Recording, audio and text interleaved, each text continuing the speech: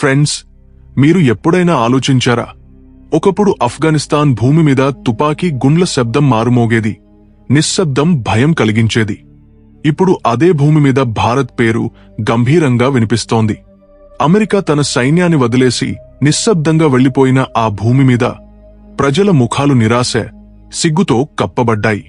కాని ఇవాళ అదే విరాణమైన భూమి మీద భారత్ త్రివర్ణ పతాకం కొత్త ఆశల సంకేతంగా ఎగురుతోంది. భూకంపం ఆఫ్ఘనిస్తాన్ను కుదిపేసినప్పుడు ప్రపంచ మీటింగ్లు బయాన్బాజీల్లో మునిగిపోయింది.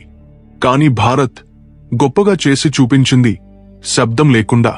కాబూల్ చీకటి రాత్రిలో 40 ట్రక్కుల కాన్వాయ్ వేగంగా పరుగెత్తింది. గోధుమలు, పప్పులు, మందులు, టెంట్లతో నిండిన ఆ ట్రక్కులు ఆఫ్ఘాన్ రోడ్ల మీద ఆశల కొత్త కథ రాశాయి. ఇది కేవలం సహాయం కాదు, ప్రపంచానికి భారత్ స్పష్టమైన సందేశం: మేం మా బలంతో చేస్తాం, ఎవరి మాటకు కాదు. విదేశాంగ మంత్రి ఎస్ జయశంకర్, ఆఫ్ఘాన్ విదేశాంగ మంత్రి అమీర్ ఖాన్ ముత్తాకీల సమావేశం జరిగినప్పుడు ప్రపంచం ఆ గదివైపు చూసింది. తాలిబాన్తో మాట్లాడడానికి జంకిన అమెరికా దూరంగా భారత్ చొరవను చూస్తూ ఉండిపోయింది. పాశ్చాత్య దేశాలు కెమెరాల ముందు సానుభూతి చూపడంలో బిజీగా ఉంటే, భారత్ సహాయం ఆఫ్ఘాన్ వీధుల్లో కొత్త ఉదయాన్ని తెచ్చింది. పిల్లల నవ్వులు, మహిళల స్మైల్స్, ఎగురుతున్న భారత జెండాలు ఒకే సందేశం ఇస్తున్నాయి: అసలైన శక్తి ఆయుధాల్లో కాదు, మానవత్వంలో ఉంది. భారత్ ఇప్పటికే ఆఫ్ఘనిస్తాన్కు 20 అంబులెన్సులు బహుమతిగా ఇచ్చింది.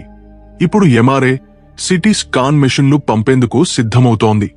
అమెరికా హెచ్చరికలు జారీ చేస్తుంటే భారత్ హాస్పిటల్స్ కట్టింది, స్కూళ్లు తెరిచింది, ఆకలితో ఉన్న పిల్లల చేతుల్లో రొట్టెలు పెట్టింది. ఈ వ్యూహాన్ని పెద్ద మహాశక్తులు అర్థం చేసుకోలేకపోయాయి.